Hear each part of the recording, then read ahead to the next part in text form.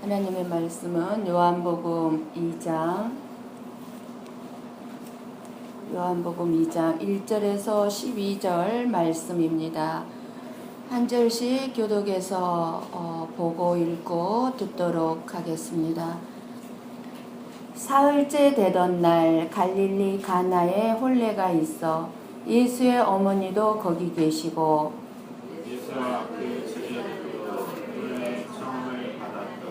포도주가 떨어진지라 예수의 어머니가 예수에게 이르되 저들에게 포도주가 없다 하니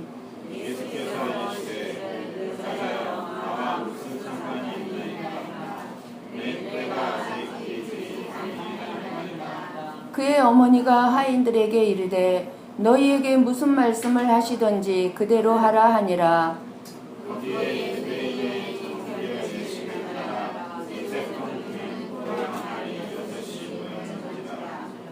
예수께서 그들에게 이르시되 항아리에 물을 채우라 하신즉 아기까지 채우니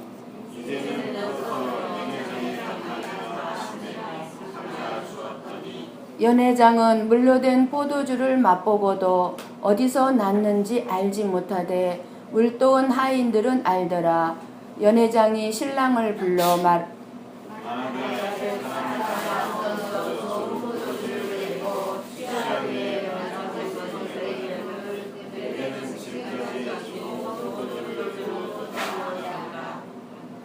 예수께서 이 첫 표적을 갈릴리 가나에서 행하여 그의 영광을 나타내심에 제자들이 그를 믿으니라. 그 후에 예수께서 그 어머니와 형제들과 제자들과 함께 가버나움으로 내려가셨으나 거기에 여러 날 계시지는 아니하시니라. 아멘. 네, 여러분 일주일 동안 어떻게 잘 지내셨습니까? 저는 세미나 월요일날 출발해서 1시간이 늦었습니다. 그래서 개회 예배는 드리지 못하고 바로 이제 본격적인 세미나 시간부터 참여할 수 있었는데요. 하나님께서 정말 인도하시고 은혜 주시는 부분들이 정말 너무너무 고맙고 감사를 드릴 수밖에 없었습니다. 너무 큰 은혜를 베풀어 주셨고요. 그래서 이제 저희가 이제 이 세미나의 주제가 장자권의 회복과 누림이라는 이 세미나였습니다. 이 책을 가지고 2박 3일 동안 아침 9시 반부터 밤 9시 반 11시 기도 시간까지 하면 11시까지 완전히 강행군이었습니다. 식사 시간 1시간 외에는 10분도 쉬는 시간이 없이 이 강행군을 한 세미나였는데 엄청난 하나님의 축복과 하나님의 은혜와 하나님의 역사하심을 깨닫게 되고 알고 돌아왔습니다. 그래서 이것을 저만 누리라고 주신 은혜 이 세미나는 아니었습니다. 저와를 통해서 이제 여러분과 함께 정말 이 축복이 놀라운 축복이 저와 여러분에게 있는데 우리가 알지 못해서 이 축복을 누리지 못하고 갖지 못하는 부분들이 너무나 안타까웠는데 그러한 부분들을 다 알게 해주셨어요. 그래서 이 장자권의 회복과 누림을 통해서 이제 여러분에게도 같이 이 놀라운 축복의 삶들이 여러분의 삶 속에 이루어지기를 원합니다.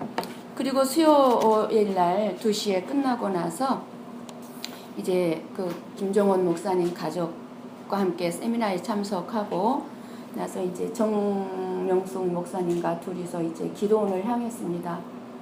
기도원을 저녁 7시 수요일 날 저녁 7시쯤 도착을 해서 그 원장님의 극진한 사랑을 받고 그리고 저녁 수요 기도회를 시작을 해서 금요일 날 새벽 예배 마치는 시간까지 또 여지없이 계속해서 기도와 또 그런 놀라운 은혜들을 베풀어 주심을 체험하고 또 무엇보다도 우리 정용숙 목사님의 정말 큰 사랑을 받고 이렇게 오면서 정용숙 목사님이 여러분들 이름 한 사람 한 사람을 다 불러가면서 안부를 묻고 또 여기서 기도해 줬던 부분들 여러분들에게 하나님의 은혜를 나누어 줬던 부분들을 다시 한번 체크하면서 끊임없이 여러분들 한 사람 한 사람을 위해서 기도하고 있음을 몇 번씩 하는 것을 들었을 때 정말 여러분 한 분 한 분을 위해서 기도하고 있다는 것을 느낄 수가 있었고요.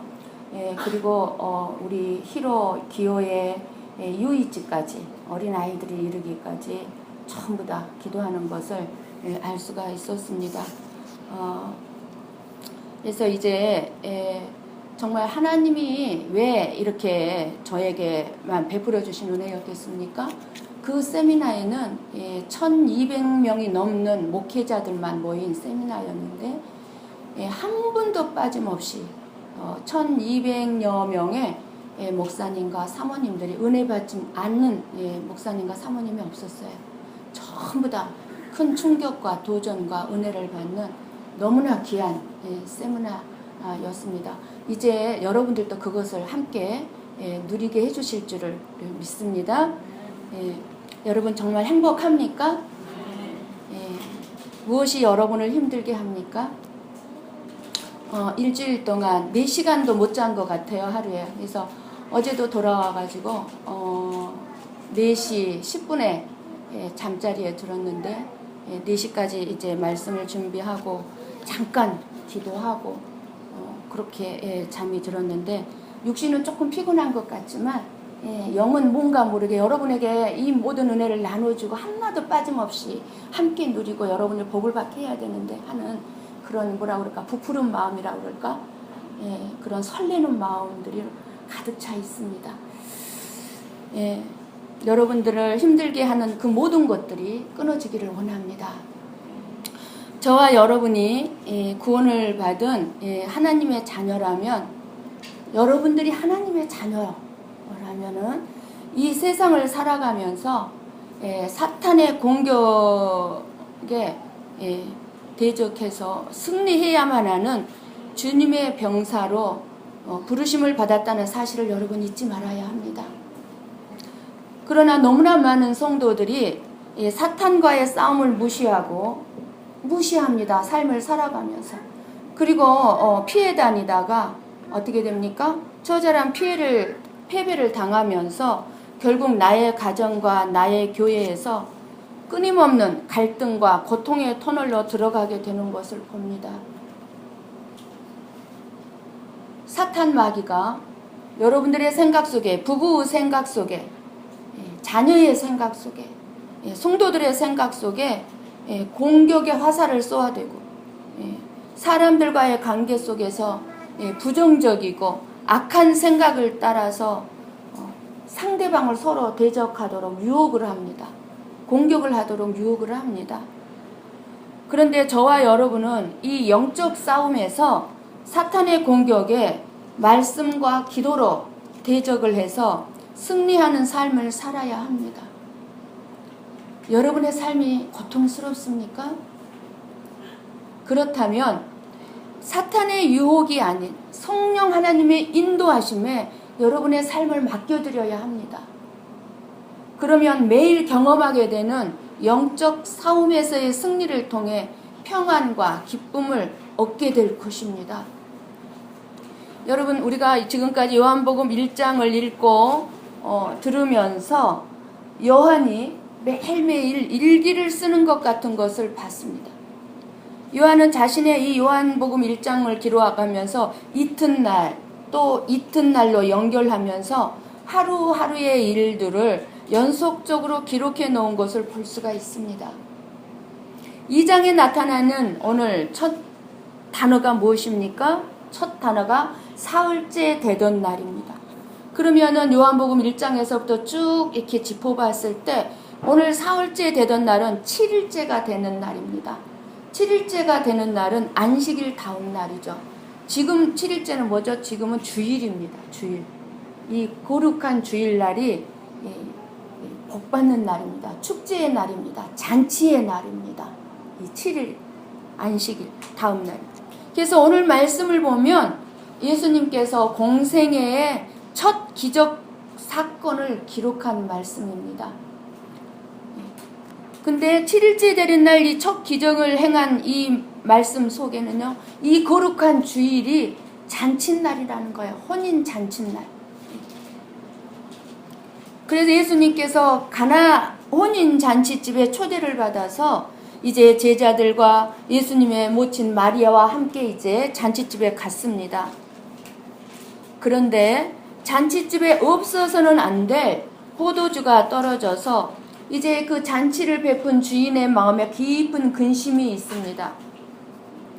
이를 알게 된 예수님의 모친인 마리아가 예수님에게 이제 너가 좀 어떻게 좀 도와주라 해보라고 부탁을 하게 된 내용입니다.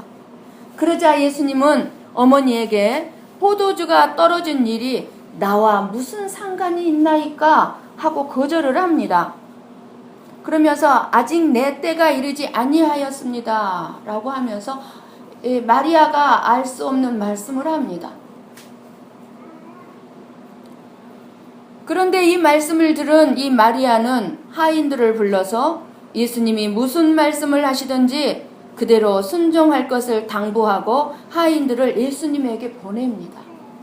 여러분들은 교회를 최소한 5년 이상 다니신 분이라면 이 가나의 혼인잔치에 대해서 최소한 몇 번은 설교를 들었을 거예요. 순종하라, 하인들과 같이 순종하라라든가 여러 가지로 말씀을 들었을 거예요. 포도주가 떨어졌을 때 여러분의 인생에 무엇이 떨어졌는가 라든가 이러한 말씀으로 많이 들었습니다. 그런데 오늘은 이제 다른 하나님의 깨달음을 주십니다. 이제 예수님은 조금 전까지만 해도 어머니의 부탁을 이런 지하에 거절할 때와는 다르게 빈 항아리에다가 물을 떠서 채우라고 하인들에게 시킵니다.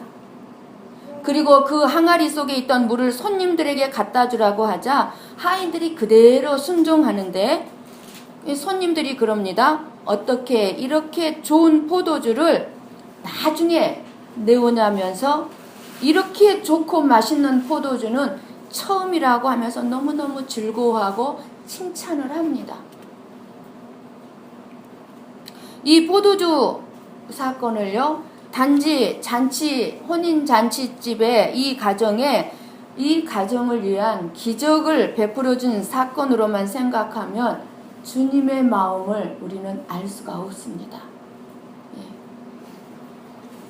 새로운 가정의 어려움을 해결해 주시는 예수님으로만 우리가 이해를 하게 된다면 이 표적 사건에서 깊은 예수님의 행하신 그 뜻을 찾지 못하고 그저 어려움을 당한 잔치집에 문제를 해결해 주는 예수님으로만 알게 됩니다. 그래서 물이 포도주가 된 사건을 기적이라고 하시지 아니하시고 표적이라고 말씀을 합니다. 표적. 기적과 표적은 다르다는 것을 알아야 합니다. 표적이란 앞으로 되어질 일을 미리 깨닫게 해주기 위하여서 보여주는 예표입니다. 예표로 보여주는 것이 표적입니다. 혼인잔치에 포도주가 떨어졌습니다. 여러분의 삶에 어떤 포도주가 떨어졌습니까? 삶의 기쁨을 잃어버렸습니까? 말씀을 이 시간 잘 들으시고 깨달으셔서 극상품의 포도주를 발견하시기를 바랍니다. 그 극상품의 포도주를 마시기를 바랍니다. 4절 말씀을 보면은요, 예수님께서 가라사대 여자여 나와 무슨 상관이 있나이까 내 때가 아직 이르지 아니하였나이다 하십니다. 이해할 수 없는 말씀을 하십니다. 혼인잔치집에 일어난 어려움에 예수님의 어머니가 이제 예수님에게 포도주가 없다고 말을 한 것을 보면 예수님의 어머니 마리아는 이 모든 어려움은 예수님이라면 해결할 수 있을 것으로 믿었던 것 같습니다. 사실 예수님의 어머니는요, 예수님을 잉태하는 순간부터 예수님과 함께 30년을 같이 살아오면서 이 예수님의 행동과 예수님의 말을 통해서 놀라운 일들을 보고 느꼈을 것입니다. 예수님은 우리가 다르잖아요. 신이자 육신의 몸을 입은 예수거든요. 그러니까 언젠가 그 예수에 대한 영화를 본 적이 있는데 그 예수님이 어렸을 때에 그 예수님의 말씀 한 말씀 한 말씀들이 놀라운 그 은혜 능력들이 나타나는 것을 본 영화가 기억이 납니다. 근데 예수님의 어머니는 당연히 예수님의 태어나면서부터 30살 될 때까지 얼마나 많은 것들을 예수님을 통해서 받겠습니까? 그래서 예수님이라면 충분히 이 혼인잔치집의 가정의 어려움은 해결할 수 있을 것으로 생각했을 것입니다. 그런데 예수님이 이렇게 말씀합니다. 여자여, 나와 무슨 상관이 있어요? 라고 이렇게 말씀을 합니다. 얼마나 당황스럽고 황당한 말씀입니까? 여러분들이 나에게 기도를 좀 해달라고 왔는데 내가 당신 집사님에게 기도해 줄 필요가 뭐가 있습니까? 이렇게 말을 했다고 하면 여러분은 얼마나 황당하겠습니까? 쉽게 말하면 이거예요. 이 말씀은 예수님이 이 혼인짐과 관계가 없다는 것이 아니에요. 친척이었는지는 모르지만 육신적인 관계에서 예수님을 바라보지 말라는 뜻으로 지금 어머니인 마리아에게 말씀을 하시는 겁니다. 육신적인 관계에서 마리아에게는 예수님이 신비한 능력을 가지고 있는 아들일 수밖에 없습니다. 자기 몸으로 낳았잖아요. 그러니까 자기의 아들일 수밖에 없어요.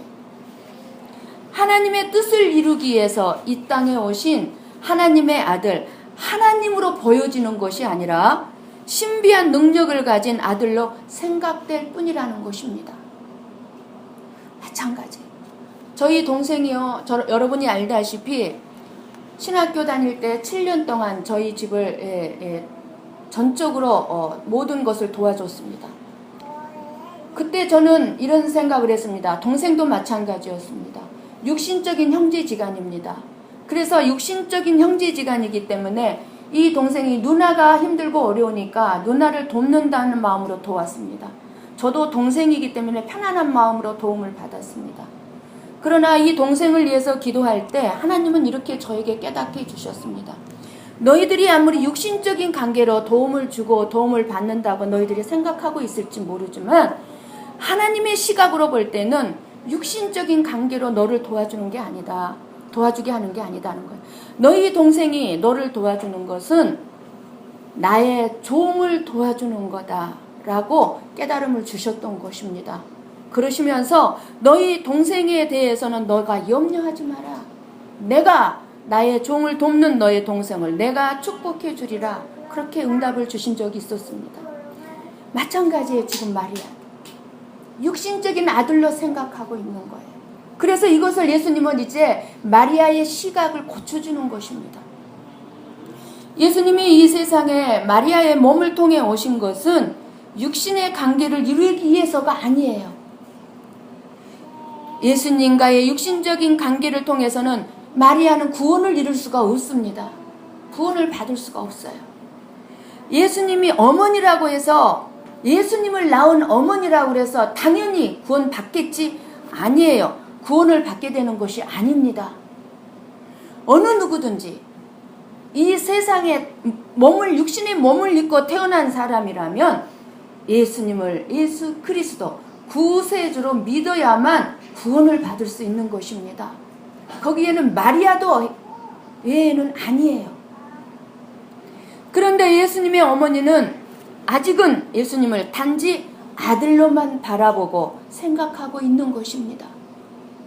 그래서 예수님은 어머니에게 여자여 나와 무슨 상관이 있나이까? 라고 말씀을 하고 계시는 것을 알 수가 있습니다.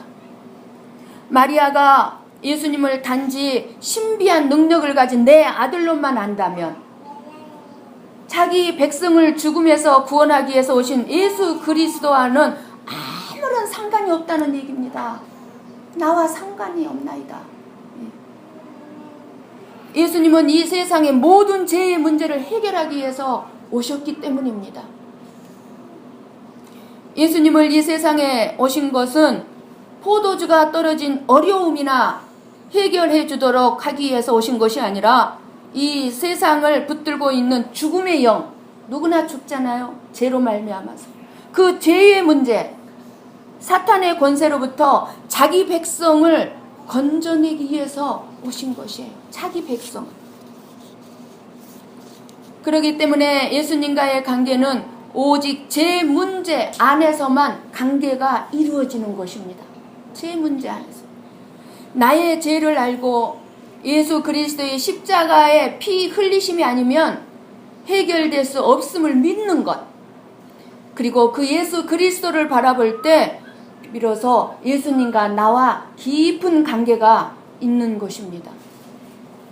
그러나 만약 예수님의 어머니가 예수님을 능력이 있는 어떤 신비한 능력을 가진 아들이라는 시각에서 바라보는 것처럼, 그리고 포도주가 떨어진 이 문제, 이 고난, 이 어려움을 해결해 줄 수 있는 예수로만 바라보는 것처럼 저와 여러분도 이렇게 예수님에 대해서 그런 생각을 가지고 바라본다면 예수님한테 이 시간에 나와 무슨 상관이 있느냐라는 말을 들을 수밖에 없을 것입니다. 여러분들이 이 자리에 앉아 있다 할지라도 여러분들이 예수님에 대해서 잘못된 생각을 가지고 있다면 나와 상관이 없다, 이 말을 들을 수밖에 없다는 것입니다. 표적이란 장차 이런 일을 할 것이라는 예를 들어주는, 보여주고 있는 일입니다. 그래서 예수님이 장차 하실 일을 보여주는 사건이 첫 기적 사건인 것입니다. 표적인 것입니다. 그렇다면 이 혼인잔치집 집에 물로 포도주를 만들어준 기적은 무엇을 보여주는 예표예요? 표적일까요?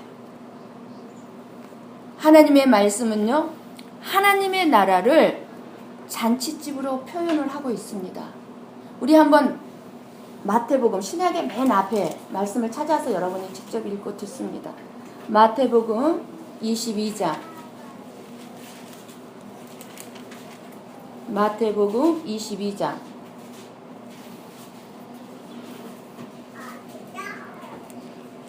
마태복음 22장 1절 2절 말씀. 천천히 읽고 듣습니다.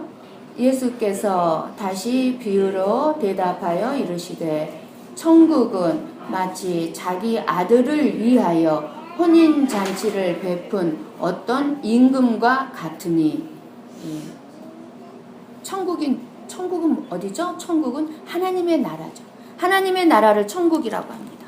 근데 그 천국은 어떤 나라냐? 마치 자기 아들을 위하여 혼인잔치를 베푼 어떤 임금과 같다. 하나님 나라를 잔치집으로 지금 말씀하고 있는 것은 하나님의 나라에 대한 것을 말해주는 것이라고 하겠습니다. 그러니까 천국은 잔치집과 같다, 그 말이에요. 천국은 잔치집. 그래서 어느 잔치보다 이 혼인잔치집은 기쁘고 풍성한 잔치입니다. 우리나라에서도요, 지금은 그렇게 하지 않는다고 그래요. 근데 얼마 전까지만 해도 결혼식장에 가고 혼인잔치집에 가면 누구나, 심지어는 거지까지도 주인이 준비한 음식을 마음껏 먹고 마시고, 그리고 세상에 대한 근심 걱정을 잊어버리고 즐거운 시간을 보낸 시간이 혼인잔치집에 가서 누리는 시간이었습니다. 이러한 기쁨과 즐거움을 더해주는 것이 뭐였습니까? 혼인잔치집에 술이었습니다. 포도주였습니다. 포도주. 술을 마시는 사람은요, 술에 대해서 잘 아실 것입니다. 여러분, 술을 마시면 왜 술을 마십니까? 염려 근심을 잃어버리기 위해서, 스트레스를 풀기 위해서 술을 마시기도 하지만 컨디션을 조절하고 기분을 좋게 하기 위해서 술을 마시기도 할 것입니다. 그 순간만큼은 근심 걱정을 잊게 해주기 때문에 술을 마신다고 하는 사람들을 많이 봅니다. 그러므로 이 혼인잔치집에서는 술이 없어서는 안 될 가장 중요한 음식 중에 음식입니다. 우리나라에서 결혼식장에서도 이 술은 절대로 빠질 수가 없는 음식 중에 음식입니다. 이런 혼인잔치집을 하나님의 자녀들의 신앙생활로 비유하고 계시는 것입니다. 세상 사람들은요, 하나님의 축복을 모르기 때문에 하나님의 나라에 대해서, 이 잔치에 대해서 모르기 때문에 진짜 기쁨에 대해서 모릅니다. 그래서 진짜 기쁨을 모르기 때문에 진짜 기쁨을 찾을 수가 없어요.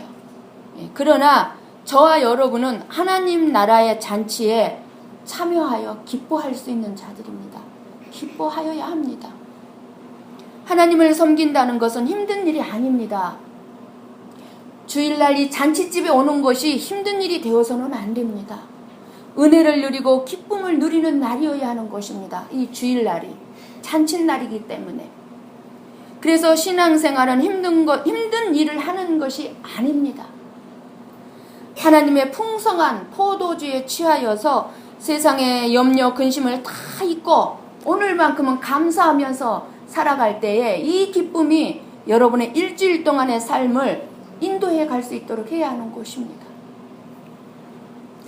그런데 예수님께서 오셨을 이때, 예수님이 오셨을 이 당시에 이스라엘 나라는요, 잔치집이 아니라 쉽게 말해서 초상집과 같은 상태였습니다. 400년의 긴 시간 동안 선지자가 없었습니다. 하나님의 말씀을 전해주는 선지자가 없었어요. 하나님을 알게 하고 만나게 하는 길이 없었어요. 초상집이었어요. 이스라엘은 그때 당시 로마 식민지였어요. 그래서 이 이스라엘 백성들의 삶은 노예로 한숨으로 살면서 힘든 삶을 살 수밖에 없는 시기였습니다. 그리고 쉼을 얻어야 할 교회에서는 그때 당시 회당이 있었고 유대인들이 믿는 유대교의 종교가 있었습니다. 그들은 무거운 율법, 지킬 수도 없는 율법을 강조하면서 율법 신앙에 견딜 수 없는 지경이었습니다. 이 백성들의 신앙생활은 기쁨이 아니라 수고하고 무거운 짐이었습니다.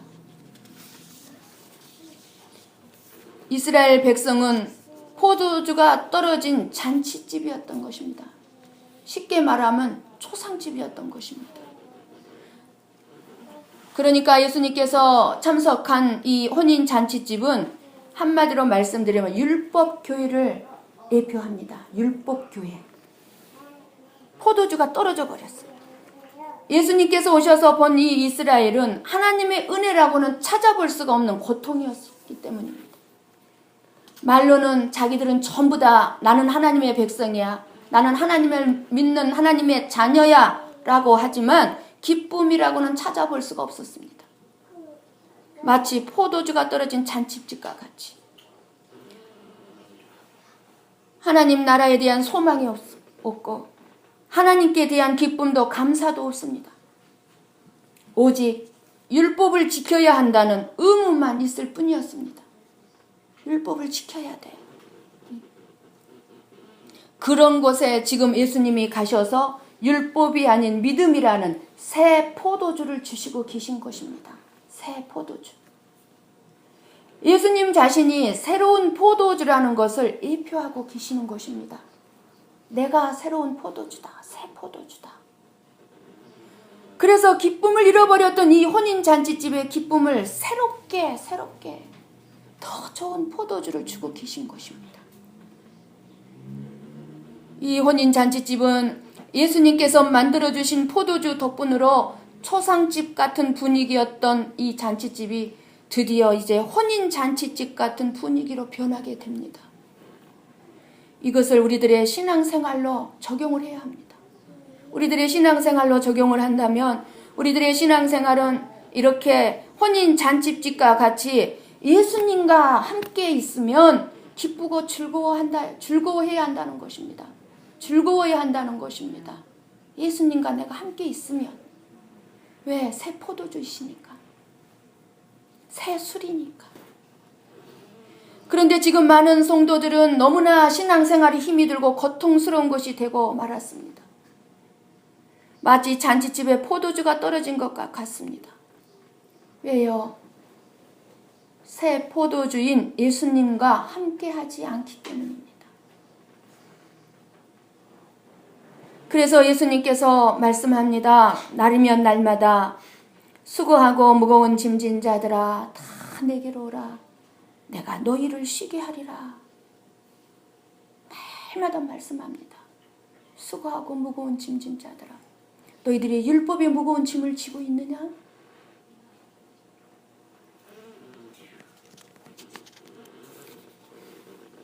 내가 너희들이 지고 있는 죄의 짐을 십자가에서 다 해결했다.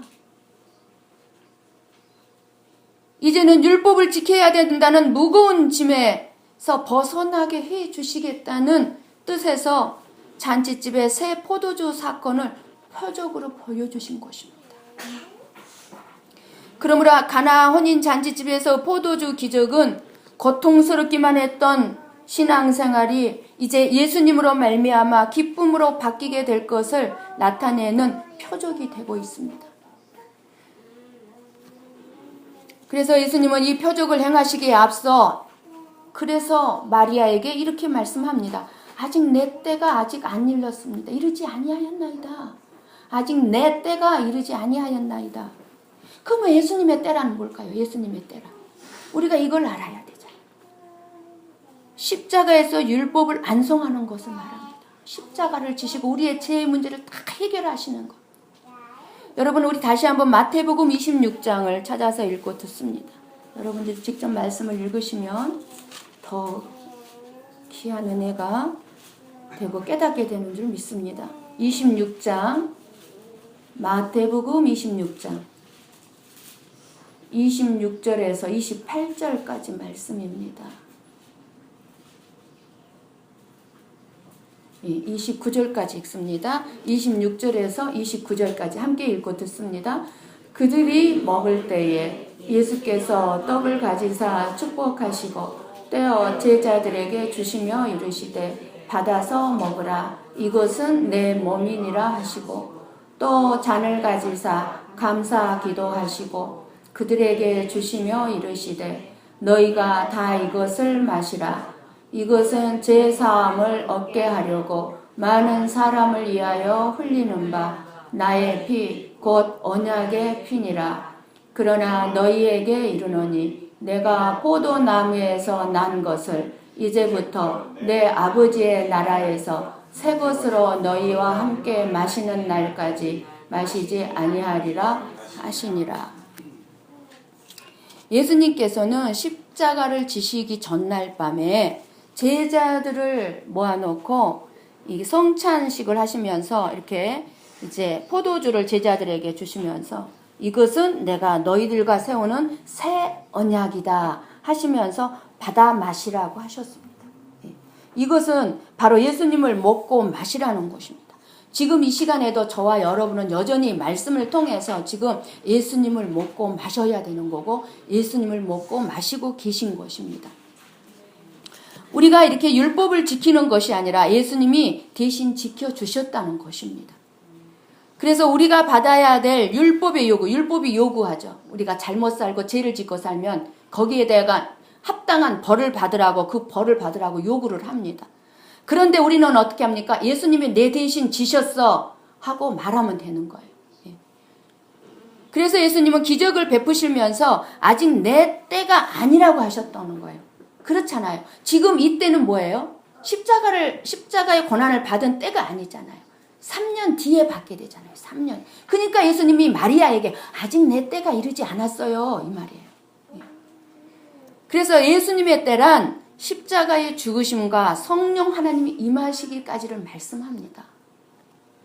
성령 하나님이 임한 사람은 저와 여러분들이 이 시간에도 성령 하나님이 임하신 분들은 이 하나님의 말씀을 무거운 짐이나 알지 못한 말씀으로 듣지 않습니다. 그렇게 생각하죠. 깨달아집니다. 믿어집니다. 가슴에 와 닿게 됩니다. 예수님께서 십자가에서 다 이루심이 믿어지기 때문에 새 언약 안에서 자유를, 진정한 자유를 누리며 살게 되는 것입니다. 그래서 이 장자권의 회복과 누림을 이제 여러분과 함께 하게 되면 진짜 여러분 자유를 누리게 될 것입니다. 그리고 여러분의 삶에 진짜 복을 누리게 될 것입니다. 그대로 될 것입니다. 여러분들이 명령하고 선포하고 인정하는 대로 될 것입니다. 말씀 속에서 다 찾아보게 될 것입니다. 여러분은 예수님을 어떤 생각으로 바라보고 있습니까? 예수님이 여러분의 기쁨의 포도주가 되고 있습니까? 여러분, 예수님에게 원하시는 것은 무엇입니까? 우리에게 있어서 예수님은 세상 죄, 나의 죄를 지신 하나님의 어린 양입니다. 때문에 어린 양 대신 예수님과의 관계에 있기 위해서는 반드시 어둠의 권세 아래에 있는 나 자신을 볼 수 있어야 합니다. 끊임없이 사탄 마귀가 우리를 대적해오는 그것을 볼 수 있어야 합니다. 그런데 저와 여러분은 어둠의 권세, 즉 죄의 권세 아래에 있는 나 자신을 보지 못하고 언제나 우리는 어떤 나 자신을 보고 있습니까? 이 세상을 살아가면서 다른 사람과 비교하면서 다른 사람보다 나는 더 못나고 나는 더 가난하고 나는 더 부족한 점이 많고 내 삶은 더 힘들고 내 가정은 더 어려운 환경에 있고 이러한 것들을만 보고 살아가고 있지는 않습니까? 좀 에어컨 좀 트세요. 그렇기 때문에 언제나 예수님에 대해서 내 삶을 우리는 좋은 환경, 내 문제를 해결해 주시는 분, 나를 변화시켜 주시기만을 바라는 마음만으로 예수님을 보게 되어 있는 것입니다. 그렇게 되면 곧 이것이 예수님이 말씀하시는 예수님과 상관이 없는 것임을 우리는 잊어서는 안 됩니다. 너는 나와 상관이 없구나. 마리아에게 듣는 말씀을 우리도 들을 수밖에 없는 거예요. 그 예수님의 어머니는 포도주가 떨어진 이 어려움이 바로 예수님이 일할 때라고 생각했을 것입니다. 예수님의 신비한 능력을 발휘할 때가 바로 포도주가 떨어져서 잔치가 엉망이 될 이 가정에 필요한 때라고 여길 수 있습니다. 그러나 이것은 예수님의 어머니 마리아가 생각하는 때이지 예수님이 세상에 오셔서 이루시고자 하시는 때가 아니었던 것입니다. 저와 여러분도 늘 내 때를, 예수님의 때를 내 때로 이렇게 늘 착각을 하고 생각할 때가 많이 있습니다. 내가 위기에 처했을 때, 고난과 어려움과 문제 가운데 처했을 때 예수님이 나서서 일해 주시기를 바라는 마음이 있게 되는 것입니다. 그러나 그것은 우리의 때일 뿐이지 예수님의 때가 아님을 알아야 합니다. 그런데 예수님은요, 포도주가 없는 어려움을 해결해 주셨습니다. 이것을 알아야 돼요. 5절 말씀을 보면 그 어머니가 하인들에게 이르되 너희에게 무슨 말씀을 하시든지 그대로 하라 하니라고 말합니다. 내 때가 아직 이르지 않았다는 예수님의 말씀을 들었음에도 불구하고 예수님의 어머니는 하인들에게 예수님이 무슨 말씀을 하시든지 그대로 하라고 말합니다. 이것을 보면 마리아는 아직까지 예수님이 말씀하신 내 때가 무엇을 의미하는지 아직 이해하지 못했다고 볼 수 있지만 그럼에도 불구하고 끝까지 자기의 문제를 해결하기 위해서 예수님께 일하시는 때를 기다리고 그리고 기대하고 있는 것을 볼 수가 있습니다. 물을 포도주가 되게 하신 것은 단지 포도주가 없는 어려움을 해결하기 위한 것이 아니에요. 근본적인 것을 해결해 줘. 만약 이 문제를 해결해 주는 것이라면 예수님이 내 때가 이르지 아니하였나이다 이 말씀하실 이유가 없어요. 그렇잖아요? 너희들의 지금 우리가 당하고 있는 이 문제만을 해결해 주기를 우리가 원하는 대로 예수님이 해결해 줄 수 있는 분이라면, 해결해 주시는 분이라면 내 때가 이르지 아니하다 말할 필요가 없는, 그냥 해결해 주면 되는 거예요. 그냥 포도주를 그냥 만들어 주셨으면 되는 거예요. 그렇잖아요? 예. 우리의 문제들을 즉시 해결해 주시면 되는 거예요. 예수님이 해결해 주실 수 있는 분이기 때문에. 그런데도 불구하고 즉시 해결해 주시지를 않습니다. 그래서 11절 말씀에 이 표적으로 그의 영광을 나타내셨다고 말씀합니다. 물이 포도주가 되는 표적으로 인해서 나타나는 예수님의 그럼 영광은 무엇입니까? 저나 여러분이 잘 기억해야 되는 것이 이것입니다. 십자가의 고난으로 나타날 예수님의 영광을 의미하는 것인데 저와 여러분의 삶 속에도 당연히 이 예수님의 영광이 드러나기 위해서는 바로 해결해 주지 아니하는 고난과 어려움의 짐이 있다는 사실입니다. 하나님의 뜻이 예수님의 고난으로 이루어진 것처럼 저와 여러분의 삶 속에도 어려움과 고난의 문제들이 있다는 것입니다. 오늘 우리는 말씀에 예수님이 보여주신 표적을 볼 수 있어야 합니다. 나를 믿으며 너희 삶의 문제를 해결해 주시겠다는 표적뿐만이 아니라 예수님의 때에 반드시 이루어짐으로 인해서 성령님이 오시고 그 성령님으로 말미암아 죄악으로 더러워진 내가 깨끗함을 잊게 된다는 표적을 볼 수 있어야 합니다. 이렇게 될 때 저와 여러분의 문제는 문제가 아닙니다. 즉시 하나님 해결해 주십니다. 우리의 삶의 모든 문제는 다 하나님의 손에 있습니다.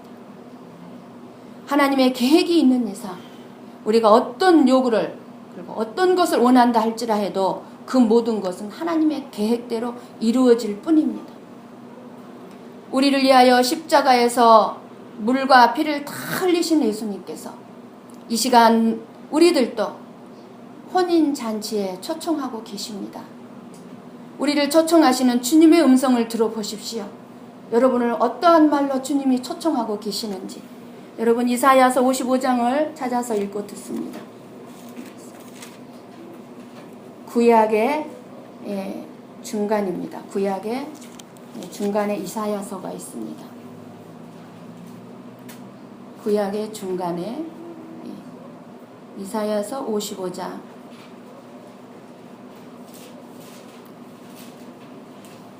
1절에서 3절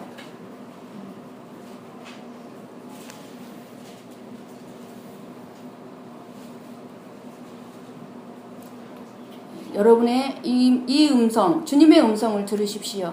같이 읽고 듣습니다. 오호라 너희 모든 목마른 자들아 물러나오라 돈 없는 자도 오라 너희는 와서 사 먹되 돈 없이 값없이 와서 포도주와 젖을 사라 너희가 어찌하여 양식이 아닌 것을 위하여 은을 달아주며 배부르게 하지 못할 것을 위하여 수고하느냐 내게 듣고 들을지어다 그리하면 너희가 좋은 것을 먹을 것이며 너희 자신들이 기름진 것으로 즐거움을 얻으리라 너희는 귀를 기울이고 내게로 나와 들으라 그리하면 너희 영혼이 살리라 내가 너희를 위하여 영원한 언약을 맺으리니 곧 다윗에게 허락한 확실한 은혜이니라. 사랑하는 성도 여러분, 예수님께서는 누구든지 포도주가 떨어졌거든 내게로 와서 더 좋은 포도주를 마시라고 초청하고 계십니다. 오늘 세상에 많은 사람들이여 먹어도 배부르지 아니하고 마셔도 목을 갈증을 해결할 수 없는 세상의 기쁨만을 찾아 헤매고 있습니다. 그러나 이 세상의 그 어떤 것도 우리에게 좋은 포도주는 될 수 없습니다. 바꿔주지 않습니다. 그러나 우리 예수님께서 주시는 좋은 포도주는 결코 떨어지지 않을 것입니다. 그러므로 바라옵기는 우리 모두 저나 여러분의 굶주림과 갈증을 온전히 해결해 주실 수 있는 오직 예수 그리스도를 저나 여러분의 마음의 주인으로 주님으로 여러분의 가정에 여러분의 호주로 가장으로 그리고 우리 고베 성복교회 주인으로 모심으로 세상이 주지 못하는 세상에서 얻지 못하는 진정한 기쁨과 참된 만족을 누리시기만을 간절히 축원합니다. 기도하십시다.